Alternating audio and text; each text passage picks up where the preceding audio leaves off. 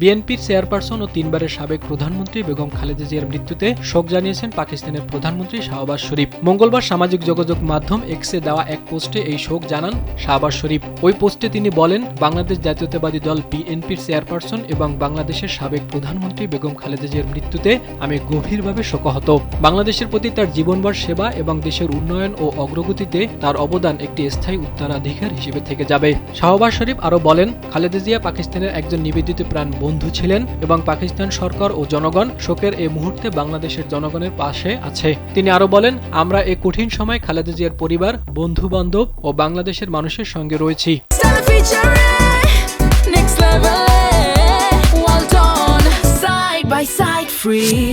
আল্লাহ সুবহানাহু ওয়া তাআলা যেন তার আত্মাকে শান্তি দান করেন। এদিকে আজ মঙ্গলবার ভোর 6টায় ঢাকার এবারকেয়ার হাসপাতালে চিকিৎসাধীন অবস্থায় বাংলাদেশের প্রথম নারী প্রধানমন্ত্রী বেগম খালেদা জিয়া মৃত্যুবরণ করেন। মৃত্যুকালে তার বয়স হয়েছিল 80 বছর।